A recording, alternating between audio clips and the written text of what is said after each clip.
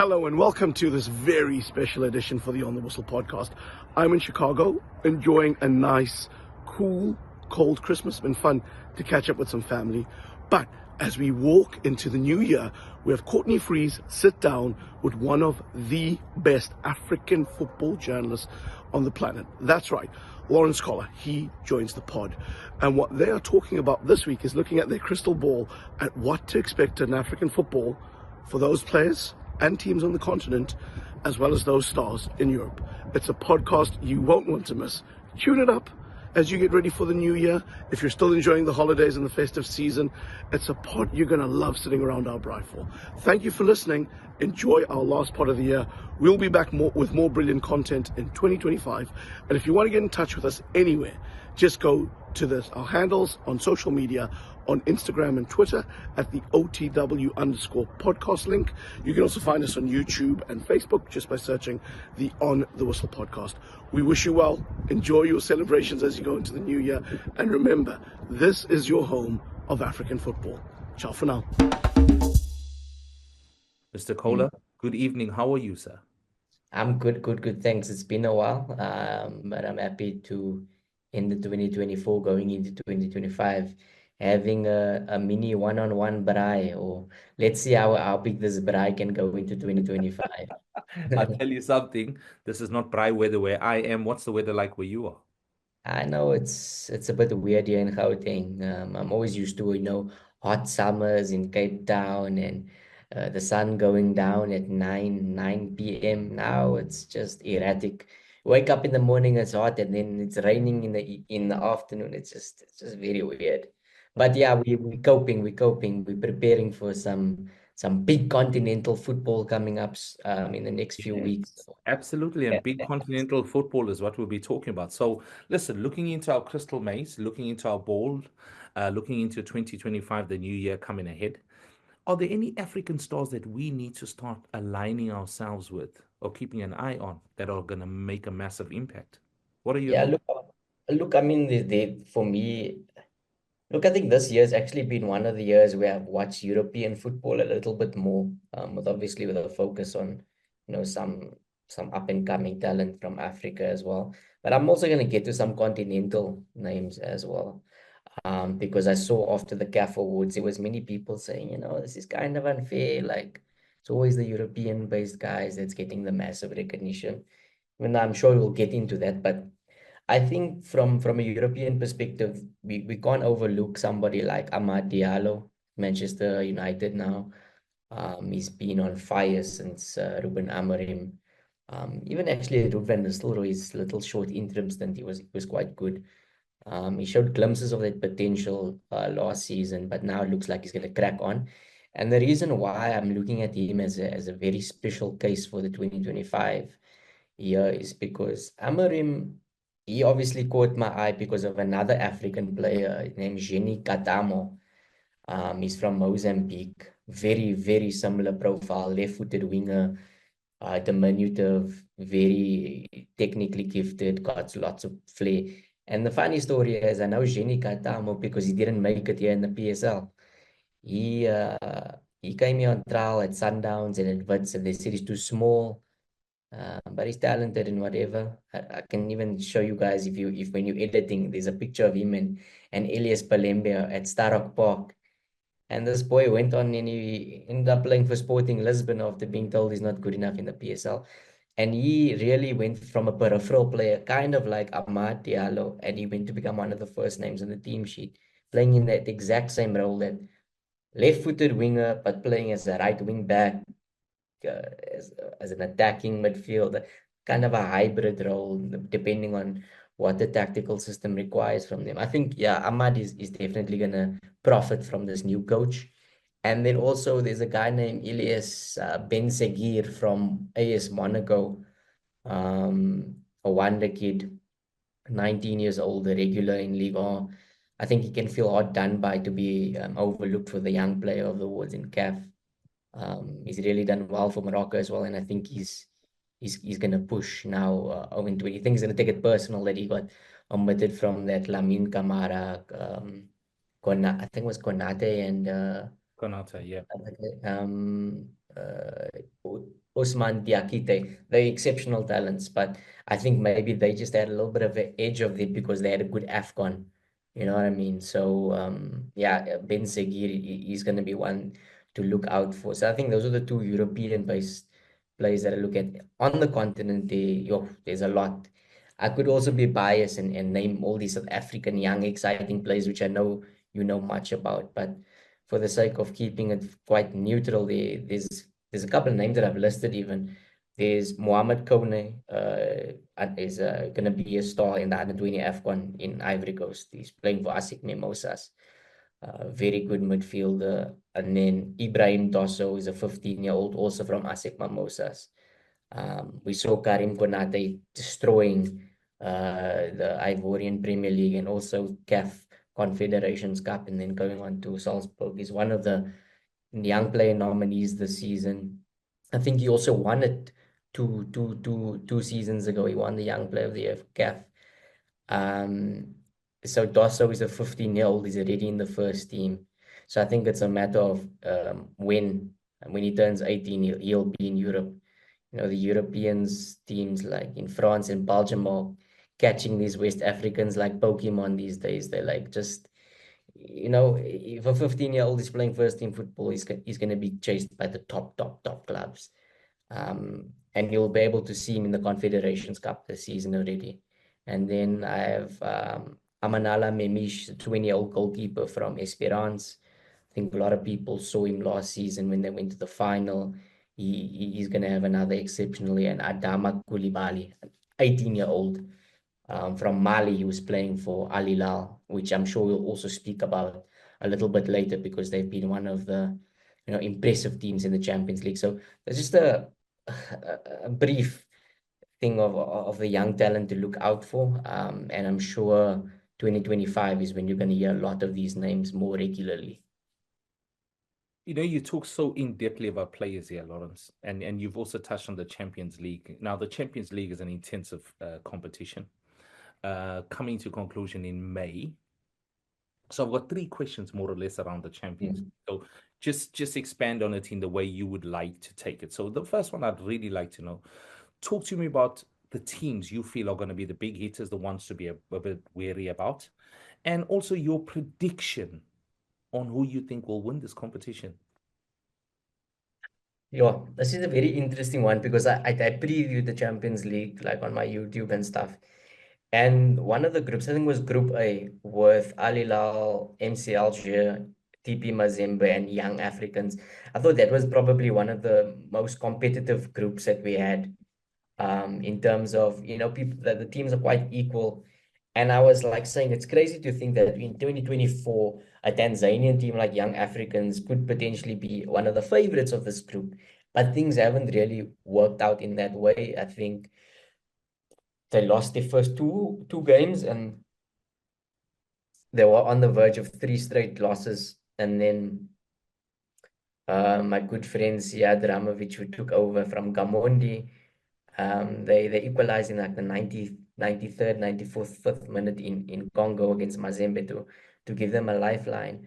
So obviously it's like these things you can't always predict. The Champions League can be really crazy. Sundowns, for example, is another example where they've been smashing it, 9 points out of 9 for the past, I don't know how many seasons in their first 3 games. And now they come with 2 draws, Maniema, Union Asfa, and then a 1-0 win against Raja. So, they're not even that certain, but I would back them to get into the group stage. So I'm just obviously giving you the perspective of it's not always as it seems. Yes.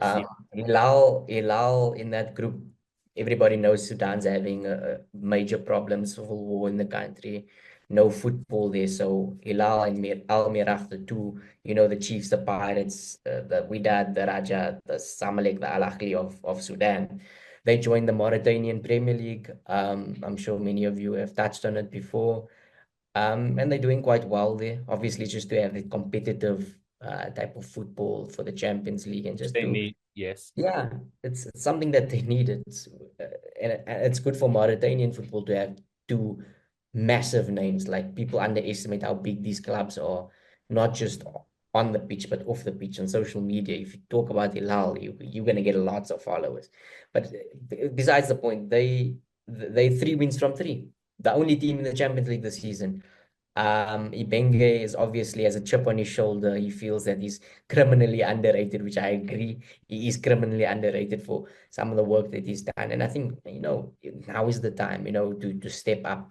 You think he won the Confederations Cup with Berkan. He's lost a couple of finals with Vita and other clubs. I think now is the time. We'll all have a great squad, big funding. He's a top coach. So yeah, I think they could genuinely be the dark horses of this competition. Once you get out to the group stage, it's anyone's game, and they seem to be cruising out of the group stage. But the other two teams, Esperance, they've started well too. I think they're missing a little bit of depth, but I don't know if they use the word gangsters, but they like Yes, they I think it's thugs. a lovely. I think it's a lovely adjective actually for them. They are a brutal team. Yeah, they thugs, like I like it. I like it. I watch them and they like, hey, these They guys, assault teams. hmm. They've obviously brought in Elias Mokwana from Sekhukhune United, Bafana winger. I He's can't brought believe how well he's doing. he's brought him a little bit of an unpredictability, and the fans have taken to him. The club president loves him. The coach loves him. He's still very raw. Like, this is the dude that was playing in the ABC Motsepe League 3 years ago. And now he's playing for Bafana and in the Champions League, Club World Cup bound. Like, so obviously you're gonna have something raw about him, but he's obviously got something also that you can't buy, which is the unpredictability, the flair, the pace, So they've also got Yusuf Belaili, who I think helps him a lot, because all eyes on Belaili. He's the superstar. He's like, it's Ronaldo, it's like CR7 coming to Tunisia. Like, that's his effect, because he's a genuine superstar. I think he 30 goal contributions last season in Algeria, and that's it. Hey, this guy, he must come back to us. You know what I mean? So he's won the AFCON. He's won the Champions League twice with Esperance. So naturally, all the attention goes to him from the fans, from the media, and it gives players like Mokwana a little less pressure Mhm.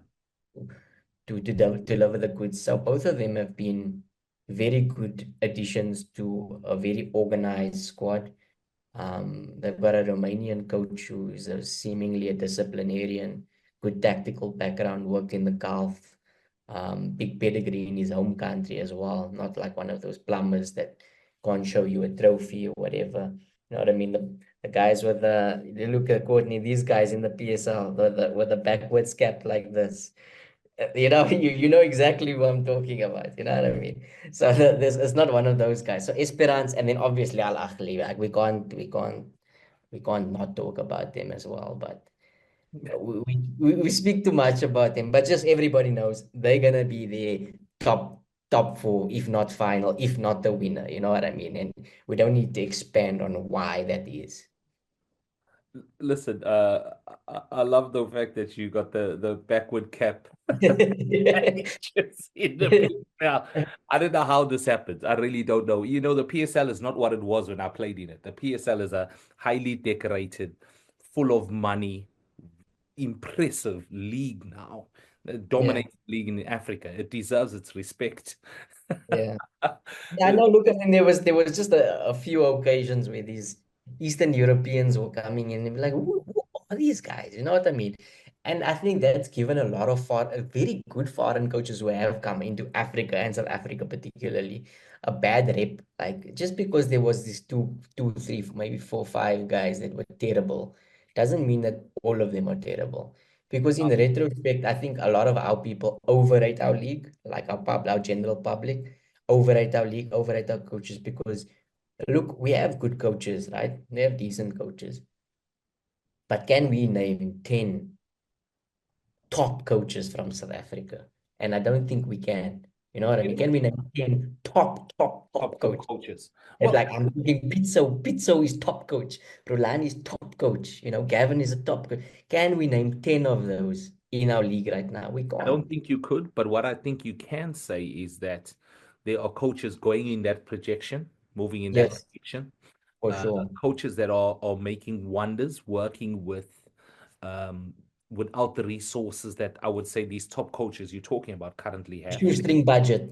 Like, for example, what Clinton's doing at Magesi. I listen, ever since he won the trophy, they've gone on a bad run. But I must talk to him. You must talk to him. Apparently, he's got a new job for 2025. listen, I'm in contact with him a lot. There's a lot of things I can't say. uh, but but I think you're very right there. Are they top coaches? And listen, no one more than Gavin Barker and what he's done with a Okay. in Stellenbosch. Wow, really, really top Consistency coach. also.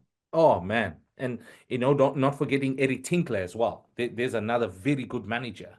With Yeah, but I think this things sometimes don't work out for these coaches at certain clubs, and they maybe the club and the coach needs a refresh. Maybe Tinkler is one of those in 2025. But I think John, the reason why he's kept him is because there's sometimes these coaches that you always feel like when you pull the plug on them and things doesn't get better, you like, you know what, I should have backed this guy. We had a good thing going and he could have turned things around. And the thing is, Tinkler is one of those guys, like they can start poorly and then boom, second half of the season they top two, top three, you know what I mean? But anyway, we digressing here a lot. So we digress. We move on to Yeah. something that I didn't think would ever grow any legs. This FIFA World Club Champion. I did not think this would come to fruition. Firstly, I don't know how's it going to work during the period they've put it out for. There's my other issue. Yeah. But we've got African teams involved in it. Mamelodi Sundowns, Wydad, Esperance, Al Ahly. Which of these teams do you think are best equipped to make the knockout stage of a tournament that has come from nowhere, that has grouped together some of the biggest teams in the world? It's giving Super League vibes, if we're being honest. There Like, you go. and it's probably one of the critical reasons why FIFA was so against the European Super League. We're like, hey, we're doing something similar. Look, I mean, it's something that we all look at funny, um, because it's new. But who's to say in the next 20, 30 years it could become huge? There's always this debate that I had with my mates at a previous company. We used to sit in the office and we would say, is the UEFA Champions League bigger than the FIFA World Cup, or more competitive, or more stronger, or harder to win? And sometimes we tend to agree to it because, like, club football, you can build stronger squads than a national team, is not? Because you can sign whoever you want to. With a national team, you picking a team and then you playing on gears. Let's be honest, there's not a lot unless you're growing a team for 5, 6 years. There's not a lot of tactical work you can build with a national team. You know what I mean? So I think the FIFA Club World Cup, like, if it does what it's supposed to do, which is, grow club football in all sectors of the world, like in Asia, in Africa, in wherever. You feel it hits its target then? Maybe. But then obviously you're going to have these big clubs in these specific continents that's still going to get way bigger than the rest. Like Al Ahly is going to go further ahead. Wydad is going to go further ahead. Sundowns is going to go further ahead because they're making billions in our currency. Like, let's not beat around the bush. But the funny thing is, because I've been contacted by like people all around the world about this tournament, obviously from an African perspective, and they all come to this thing that, like, the Europeans are like, oh, what is this? We don't want this. We don't want more football. We critical of it, but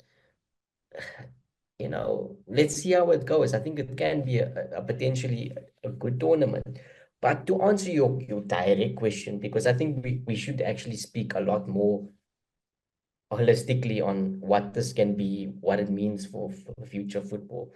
But to answer your question, Al Ahly, Esperance, Sundowns, and Wydad, right? Um, on paper, if you look at it, Al Ahly and Sundowns have the best chance, just purely on paper, because I think Wydad is with Juventus and Man City. I mean, wow, like, that's just ridiculous. Esperance have two big European giants, I think, as well. I can't get to the names of the teams. I'm hoping you guys can put the teams in the blocks. Well, I'm what we'll do is we'll get editing to put the teams up so that they can inform our viewers on who I the want to see how good Zane's editing skills have improved over the years. And then we've got obviously Sundowns. I know have Borussia Dortmund, Ulsan from South Korea, and Fluminense from Brazil. Now that's why I say on paper, but the tournament is in what, the end June, July, like a World yeah, Cup period, right? July. Yeah. A lot can happen, you know. Dortmund could end up being a team fighting relegation in Bundesliga, or they could be fighting for the title. Sundowns could be smashing everyone.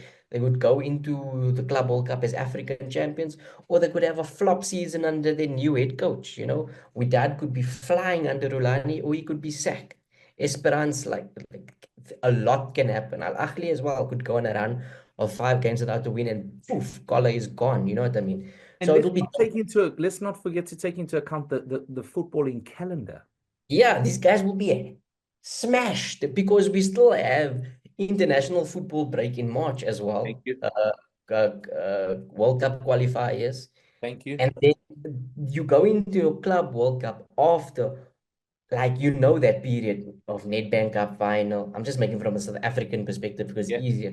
Nedbank Cup final, Champions League knockouts, like semi-finals, finals. It's if you in a very close title race, these things are very demanding and mentally draining. And then boom, now you need to get excited about the Club World Cup. And I'm sure, look, from an African Asian perspective, South American perspective, this is huge. This is like pinnacle stuff. But from a European perspective, they have a different idea.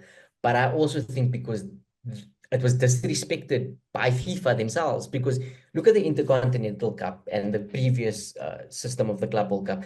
Real Madrid, Chelsea, Man City, whoever wins the Champions League, they just rock up Yeah. and play 2 games or 1 game even. They pick up the title, they go home, and that was all she wrote, you know what I mean? Golden Where, badge on the jersey. Boom. yeah. So with the South America, I had a taste of the Club World Cup atmosphere, and uh, these guys really do take it seriously, these clubs. And that's all they But talk timing about. is important here, Lawrence. Timing is important because your schedule allows you to take it serious. Then you take it serious. Yeah, but look, the money that they're getting from this is, I think, softening the blow a little bit from the other continentals perspective, not from the European, from the Very other true. continentals. Very true. So they're looking at like, yeah, we need to be there. We're building for this, the prestige.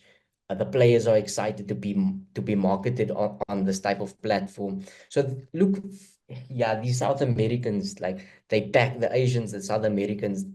Al Ahly, Wydad could potentially back out the stadium. You know what I mean? No matter which country they are in the world.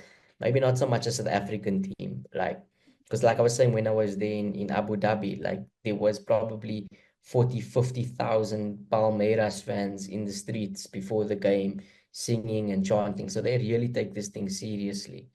Imagine So now the trip for them. yeah, exactly. So It's like it's not even the game, the trip for the supporters. it's an actual club World Cup now, not a 2-week tournament where the Europeans rock up at the end and pick up a trophy. It's an actual club World Cup.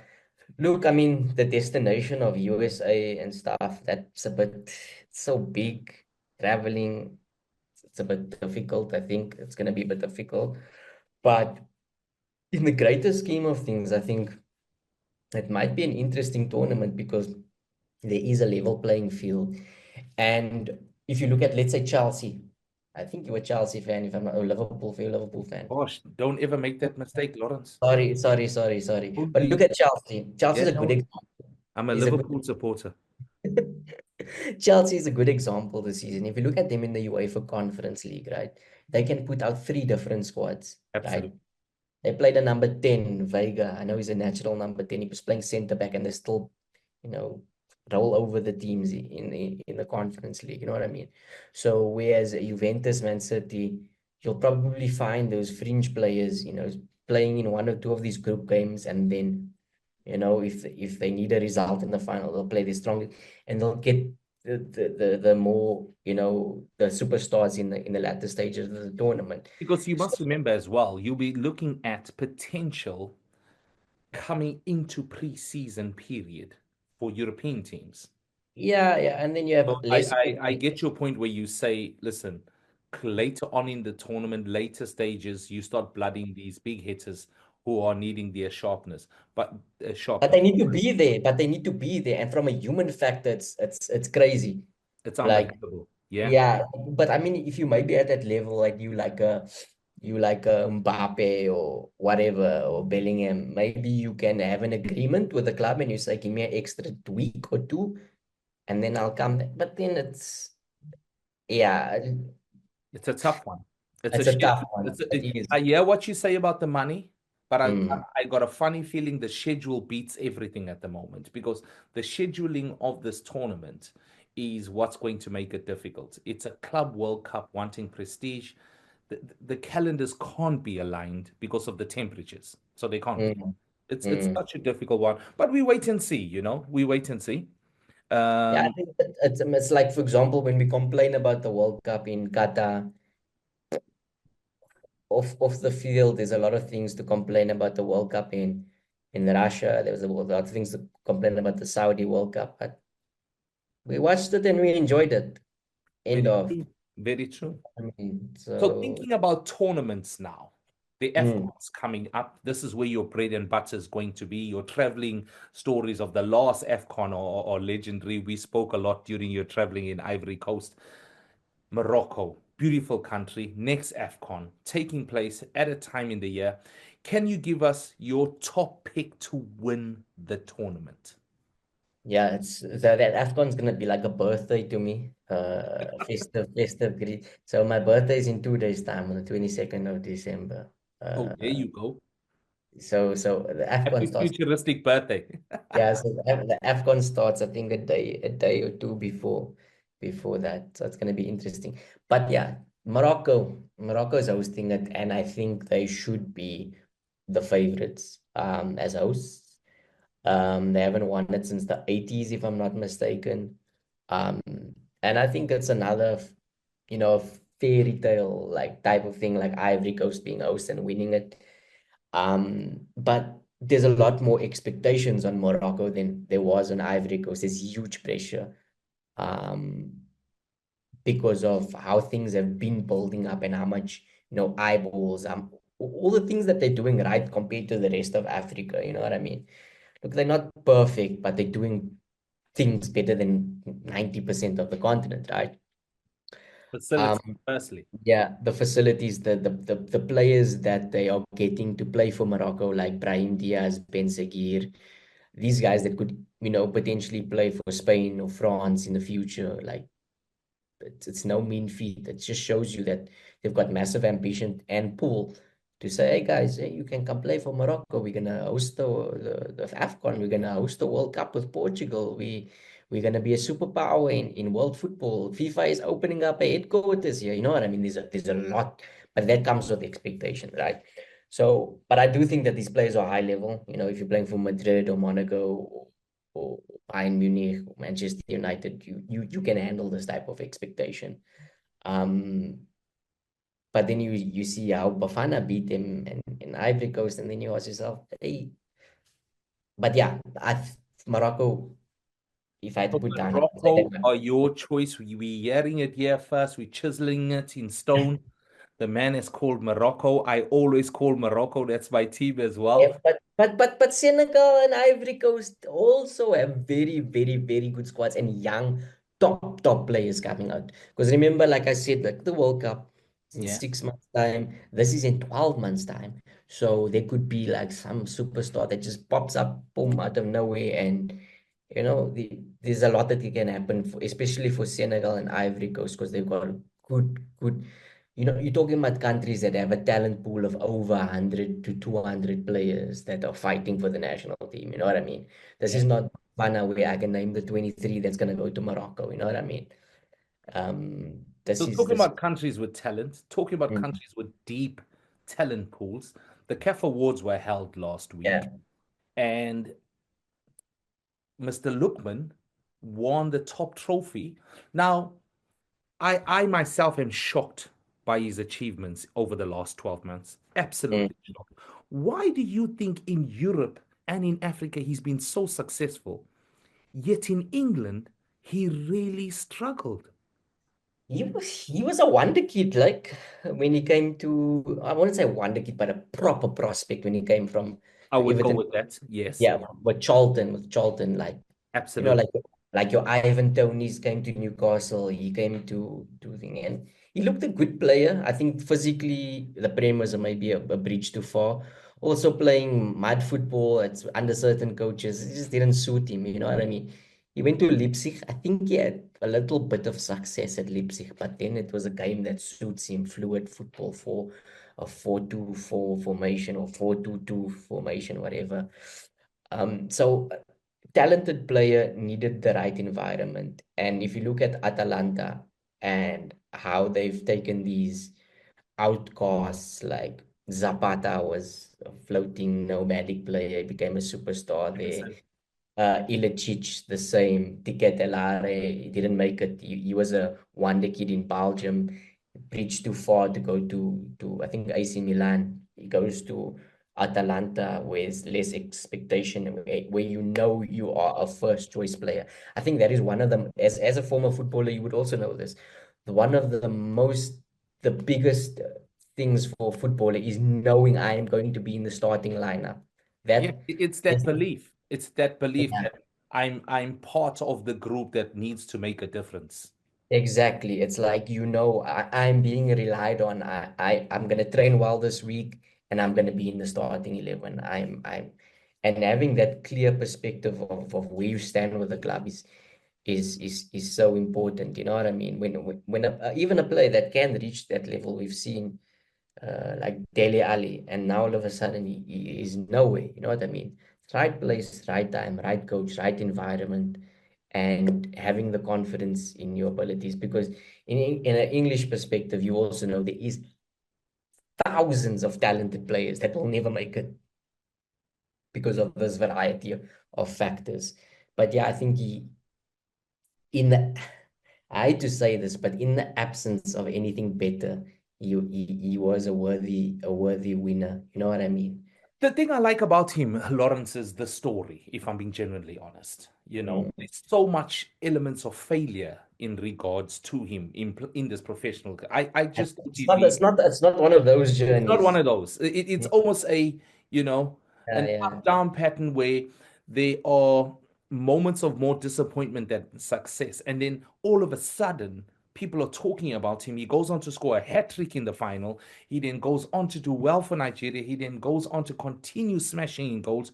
And before you know it, this guy, people are talking regularly about your name. You even think to yourself, is this the same guy that that was was at Fulham? flopping They Goodison tried Park. they tried that Panenka that the goalkeeper just picked out with one hand and threw back. It's a lovely story of hope for those that are not always successful. And that's why 100%. right there, Dharma Lukman story. Yeah, He yeah. looks good. It's interesting back to back also Nigeria, Yeah, Victor Osimhen, and look at him, Napoli titled in the same name as Maradona. Now he's at Galatasaray. So absolutely. He's probably sitting in a change room thinking to himself, what's happened to himself? Yeah, but I mean, it's look, we all know Osimhen is world class, and he'll probably be in the Prem next season. So He has I to. think it's an anomaly that he ended up this. Most people will know how he ended up there. But yeah, on the Lookman thing, I don't think anybody doubted it. I think he came seventh or eighth. He was in the top 10 in the Ballon d'Or. Um, so that speaks volumes to the kind of season, or 2024 rather, that he had. So we're talking about individual players. We're talking about players who are doing a fantastic job, but we never want to forget our ladies that are making waves in the world of football as well. So we have Barbara Banda. The history about this woman is absolutely fantastic. Zambian doing fantastic work in the play of football as well. What do you expect from her in the ladies AFCON coming up? Look, Barbara Banda, if I'm not mistaken, this is her first award as the CAF Women's Footballer. Yeah, I could be A genuine mistaken. superstar, but Yeah, I think Ashiola has been dominating it for the past couple of years and things like that. and continues to be a threat as well. Yeah. Yeah, Tabitha as well is also up there. So there's a lot of competition in the space now, which is obviously going to raise the game for many of these African women's footballers who are chasing this prize because there's genuine superstars at a global level. But Banda is a very interesting, story that it kind of goes, it's close to home. And I don't think that we've heard the end of the story in terms of the things that's happening off the field. Yes, well, And, that's we and won't get too much into that because uh, that's not our field of expertise. yeah, Yes, but there are a lot of things going off the field. Yes. yeah, like I mean, you saw the reaction to her winning the BBC Women's Footballer of the Year, which I think was crazy. Like, why people from they're not even in the sporting sector doing commentary on these type of things, and I just think it's bullying at some point. Same like Costa Semenya, she got bullied by the people up that side. But yeah, she's a genuine superstar. Like, can score goals for fun. I mean, the things that she did at the Olympics, the things that she continues to do for Zambia, and they just seem to be churning out the talent. I think Zambia, with a little bit, you know, more focus on improving their football administration, the sky is the limit for them because they're consistently producing top talent at women and men's age group level under 17 under 20, uh, uh, so there's a lot of talent like Banda also coming out from the women's game, but she's obviously now one of those, how can I say it? One of those that is setting different standards, you know what I mean? Let's Patson Daka. For believe. me, Patson Daka was supposed to be doing this for the men's. Yes, well, we were hoping he would. Yeah, I thought he was going to be like the next Drogba or something and Yes, whatever. He can still maybe do all the something. attributes to do that. You're right. Yeah, yeah, like, but Banda, genuine superstar and will probably go on to break so many records in African and in global football. So we've gone from one superstar to another superstar now, finally coming to closer to home, Ronwen Williams. Oh, Mm. goalkeeper of the year, fantastic ball player. I think Ronwen could play better than me outfield than I could play outfield. A ball playing center back, you said. Do When you number honestly 6. feel this is a worthy award? And also, do you feel he is a fantastic recipient of this Goalkeeper 2024 award that he's received? He's become an ambassador for the continent. I mean, to be in the Yashin Award, to be in the FIFA Best nominees for Player of the World 11. He's up there with the very best. I mean, the Dortmund, when the draw was made for the Club World Cup draw, Dortmund fans were saying, this our goalkeeper Kobel is ranked behind Ronwen Williams in the Ballon d'Or top 10. So our opponents obviously have a world-class goalkeeper here. So we don't know this team that well, but you see what I'm saying about being an ambassador now of the continent. Well, that's obviously just a weird, silly anecdote, but honestly, Ronwen, after all this, there's been people bringing out all these, my comment section of when I announced that he's going to be joining Sundowns on a 5-year contract. So people started going back to that post and reading all the comments. Ah, ha, ha, ha. Forget about your place in Bafana. RIP to your career. You've just sold yourself for money. Blah, blah, blah, blah, blah. And then the people are like saying, wow, we were so wrong about this move to Sundowns, because obviously what's been done there now is ridiculous. We've never seen anything like this where, somebody gets over 40. The numbers are just, it's a joke. Over 40, 50 clean sheets in all competitions, saving 15 to 17 penalties for club and country. It's unheard of. And even his harshest critics Like even people, Kaizer Chiefs, Pirates fans who hate Sundowns, even his harshest critics are his fans now. You know But what I there mean? can't be Because any critics. There can't be any now critics. there's always critics in the South African. Well, hold on. Let's send a message to them, right? Yeah, no, but I need to contextualize this. But Ron Williams was never a favorite because of Itumeleng Kune. Let's be honest, because he was seen as the guy that's taking Kune's clubs, and Kune was the darling of South Africa. That's the context of it. So they always belittled him and they always criticized him because he was that guy that's taking over Kune, right? They called him Mr. Open Net because he conceded 5 goals 10 years ago against Prime Brazil. You know what I mean? They criticized him for many things because he was playing for a small team. Obviously, it comes to Sundowns now. You still get those odd critic, but then the next game he'll do something incredible. And also, having that success at the Africa Cup of Nations has done a lot for his career and his support and being loved and being, like we love Siya Kolisi. We love him. He's our captain Why do you love Siya Kolisi? because he's a winner. You know what I No, mean? no, no, because he's a good player. Yeah, but he's a, he's a, Right? he's a, He's a he's, good yeah, player. He's a good exactly. player. Okay. Like End you of. say to me, why do you love Cheslin? Because he's a good Yeah, player. He's world exactly. class. Exactly. So Ronwen has broken down that barrier of like he went from, oh, he's just kind of our best keeper now to he's possibly our best player. Well, I'm gonna say he is, Yeah. and I'm also gonna say I don't understand the critics. Nobody is discounting Kune's achievements. Mm. Nobody's discounting and saying, listen, he was a world-class goalkeeper. I was Nobody's top. discounting the fact that his distribution at that time was some of the best distribution I've seen. But Mm. Ronwen is better than him. Someone may Mm. come along that's better than Ronwen. But at 100%. this point in time, Ronwen is South Africa's best player. It's Mm. unfortunate he can't score goals. Leave him out. I'm sure he can. This guy can do He's just an anything. unbelievable footballer. And I will say this as well. I was Mm. desperately disappointed when he didn't make um, the FIFA the Ballon d'Or goalkeeper because I feel he's the ultimate choice there. Not because he plays in Africa. He must be overlooked in terms of that award. I felt he could have won that award. That's how good he has been. But Not that what is he a did look. consistently. I mean, look, for the African Footballer of the Year, we went in there. We knew Lukman was gonna win. We knew Osimhen was gonna win. But for that Ballon d'Or, we were like, Ronwen has a chance here, and I think that says a lot about how good he's been. You know what I mean? It's not like, oh, Martinez for sure, he's gonna win it. You know what I mean?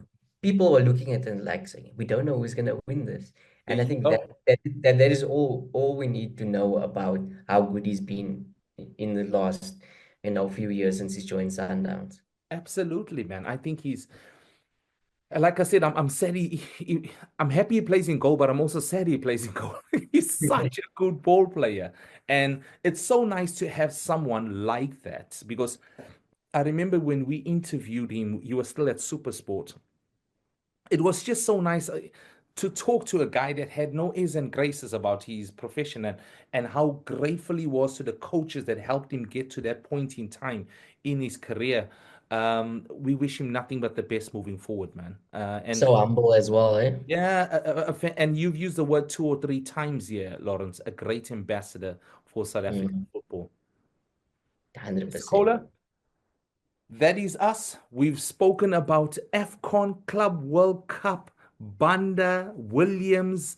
The only thing you haven't asked me is about my over 45 league, which we are top of the table this season, having lost one game, flying. I want to say we've covered all bases here. Thank you very Uh, Thank you for having me. It's been a very enjoyable chat, and yeah, let's say thank you for all your viewers for tuning in for 2024, and may there be more and merrier for 2025.